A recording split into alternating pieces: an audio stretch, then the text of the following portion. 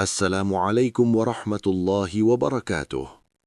Saudaraku yang dirahmati Allah, kita kini berada di bulan Sya'ban, bulan yang sering dilalaikan banyak orang. Padahal Rasulullah SAW justru memperbanyak ibadah di dalamnya. Sya'ban adalah jembatan menuju Ramadan, waktu terbaik untuk membersihkan hati, memperbaiki amal, dan mendekatkan diri kepada Allah Subhanahu wa Ta'ala.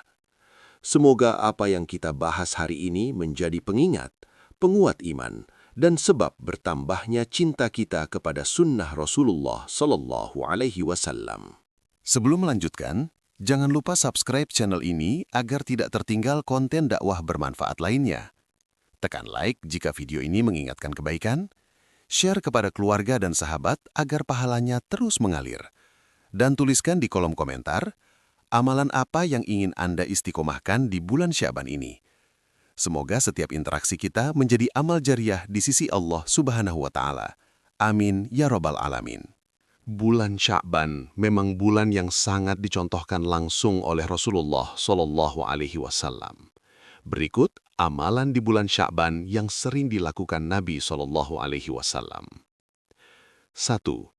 Memperbanyak puasa sunnah di bulan Sya'ban. Saudaraku yang dirahmati Allah, di antara amalan paling menonjol dan paling dicintai Rasulullah Shallallahu Alaihi Wasallam di bulan Sya'ban adalah memperbanyak puasa sunnah. Amalan ini bukan sekedar kebiasaan, tetapi teladan langsung dari manusia terbaik, kekasih Allah Subhanahu wa Ta'ala. Ummul Mukminin Aisyah radhiyallahu anha berkata, Rasulullah Shallallahu Alaihi Wasallam tidak pernah berpuasa dalam 1 bulan lebih banyak daripada di bulan Sya'ban. Hadis riwayat Bukhari dan Muslim. Bahkan dalam riwayat lain, Aisyah radhiyallahu anha menegaskan, beliau berpuasa hampir seluruh bulan Sya'ban. Ini menunjukkan betapa istimewanya bulan Sya'ban di sisi Rasulullah Shallallahu Alaihi Wasallam, sampai-sampai beliau mengisi hari-harinya dengan menahan lapar dan dahaga, mendekatkan diri kepada Allah jauh sebelum Ramadan tiba. Lalu, apa hikmah di balik puasa Sya'ban? Puasa di bulan ini adalah latihan rohani. Ia melatih tubuh agar terbiasa berpuasa dan melatih hati agar siap menyambut Ramadan dengan penuh kesungguhan. Sya'ban menjadi jembatan, menghubungkan kita dari kelalaian menuju kesadaran, dari rutinitas dunia menuju ketaatan. Puasa juga membersihkan hati. Saat perut lapar, jiwa menjadi lebih lembut. Saat syahwat ditahan, doa terasa lebih dekat. Dan saat kita berpuasa di bulan yang sering dilupakan manusia, pahala menjadi lebih bernilai di sisi Allah Subhanahu wa Ta'ala. Rasulullah Shallallahu Alaihi Wasallam bersabda, itulah bulan yang sering dilalaikan manusia antara Rajab dan Ramadan. Hadis riwayat An-Nasai. Maka beruntunglah orang-orang yang menghidupkan Sya'ban dengan puasa, karena mereka termasuk hamba yang mempersiapkan diri sebelum dipanggil masuk ke bulan penuh ampunan. Saudaraku, jika kita belum mampu berpuasa hampir sebulan penuh seperti Rasulullah Shallallahu Alaihi Wasallam, maka jangan tinggalkan semuanya. Mulailah dengan 1 hari, lalu 2 hari, lalu bertambah sesuai kemampuan. Karena Allah tidak melihat seberapa banyak, tetapi seberapa ikhlas usaha kita untuk mengikuti sunnah Nabi-Nya. 2. Memperbanyak amal soleh karena catatan amal diangkat. Saudaraku yang dirahmati Allah Subhanahu wa Ta'ala, bulan Sya'ban bukanlah bulan biasa. Ia bukan sekedar pengantar Ramadan, tetapi bulan besar yang sering dilalaikan manusia. Di saat banyak orang belum bersiap, justru di bulan inilah terjadi peristiwa agung. Catatan amal diangkat kepada Rabb semesta alam. Rasulullah Shallallahu Alaihi Wasallam bersabda, itu adalah bulan yang sering dilalaikan manusia, antara Rajab dan Ramadan. Bulan diangkatnya amal-amal kepada Rabb semesta alam. Dan aku ingin amalku diangkat dalam keadaan aku berpuasa. Hadis riwayat An-Nasai, Hasan. Perhatikan, wahai saudaraku, bukan hanya amal yang diangkat, tetapi bagaimana keadaan kita saat amal itu diangkat. Rasulullah Shallallahu Alaihi Wasallam ingin catatan amalnya menghadap Allah dalam kondisi terbaik, dalam keadaan berpuasa, tunduk, dan penuh ketaatan. Inilah pelajaran besar bagi kita. Jika Nabi Shallallahu Alaihi Wasallam yang dosanya telah diampuni yang lalu dan yang akan datang, masih begitu bersungguh-sungguh menjaga amal di bulan Sya'ban, maka bagaimana dengan kita yang penuh kekurangan dan dosa?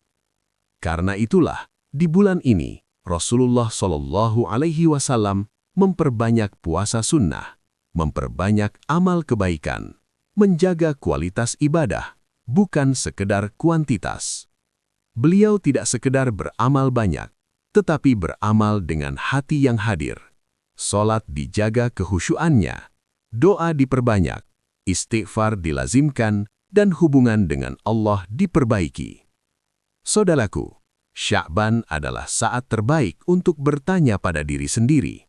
Jika hari ini catatan amal kita diangkat, pantaskah ia dipersembahkan kepada Allah? Apakah ia berisi salat yang lalai, doa yang terburu-buru, dan amal yang setengah hati? Maka sebelum Ramadan datang, perbaikilah amal di Sya'ban. Perbanyak kebaikan walau kecil, perbaiki niat dalam setiap ibadah, dan hadirkan hati di hadapan Allah Subhanahu wa Ta'ala. Karena bisa jadi, satu amal ikhlas di bulan Sya'ban menjadi sebab turunnya rahmat dan ampunannya. 3. Memperbanyak istighfar dan taubat. Saudaraku yang dirahmati Allah Subhanahu wa Ta'ala, di antara amalan paling agung di bulan Sya'ban adalah memperbanyak istighfar dan taubat. Amalan ini bukan hanya untuk mereka yang merasa banyak dosa, tetapi justru dicontohkan oleh manusia paling suci, Rasulullah Shallallahu Alaihi Wasallam. Padahal beliau adalah seorang nabi yang maksum, dijaga oleh Allah dari dosa. Namun beliau tetap bersabda, "Aku beristighfar kepada Allah dan bertaubat kepadanya lebih dari 70 kali dalam sehari." Hadis riwayat Bukhari. Bayangkan saudaraku, jika Rasulullah Shallallahu Alaihi Wasallam yang tidak berdosa saja begitu sering memohon ampun, lalu bagaimana dengan kita yang setiap hari tak lepas dari khilaf dan kelalaian? Istighfar bukan sekedar ucapan di lisan.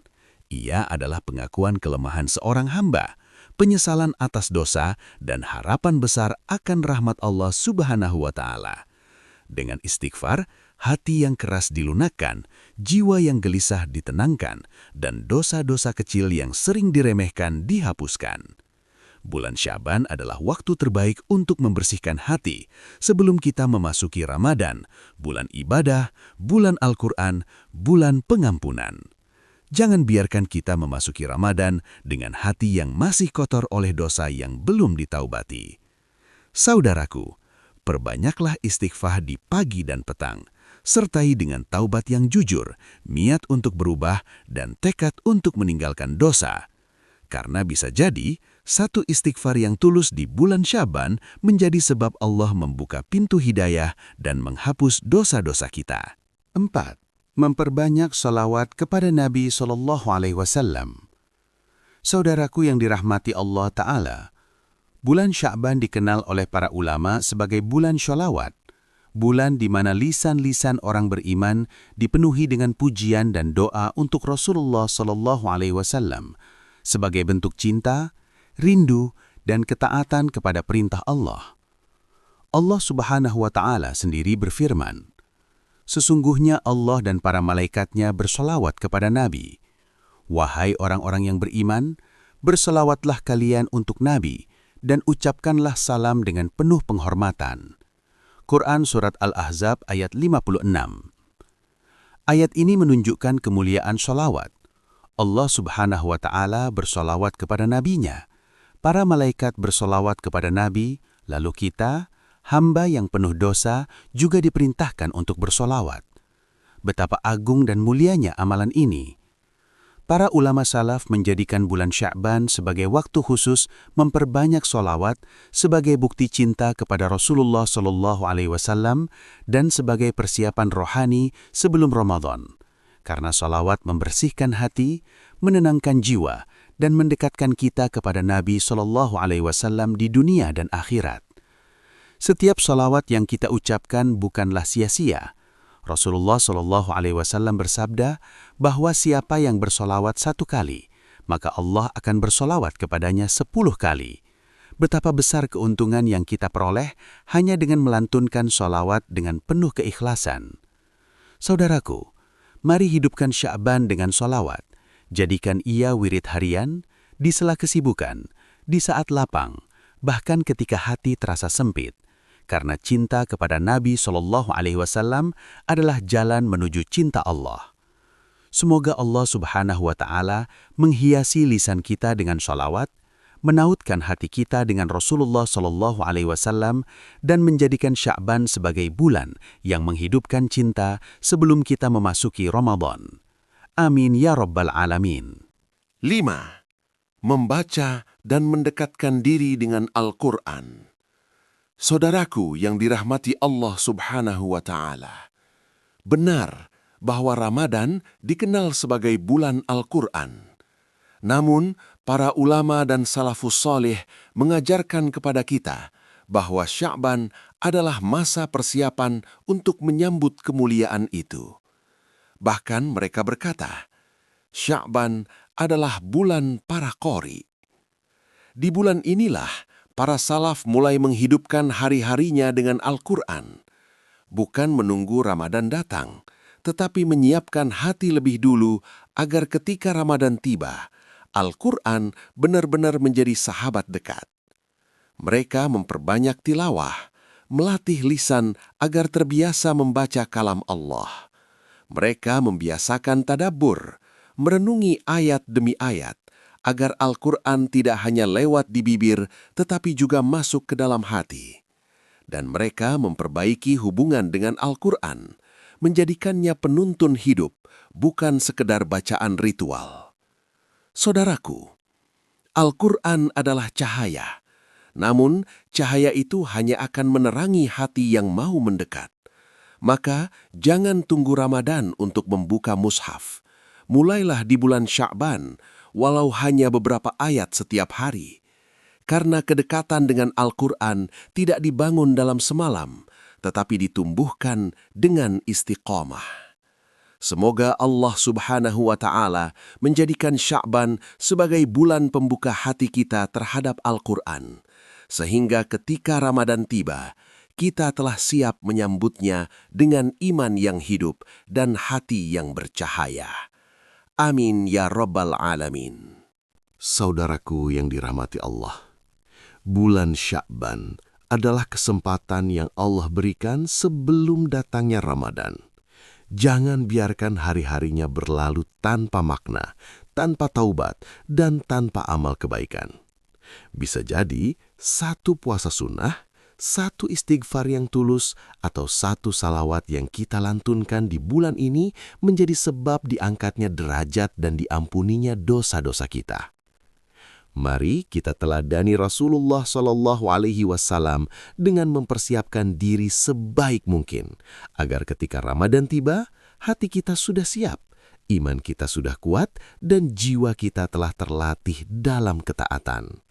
Semoga Allah Subhanahu wa Ta'ala menerima setiap amal kita di bulan Sya'ban, mengampuni dosa-dosa kita, dan mempertemukan kita dengan Ramadan dalam keadaan terbaik. Amin ya Rabbal Alamin. Akhirul kata, Assalamualaikum warahmatullahi wabarakatuh.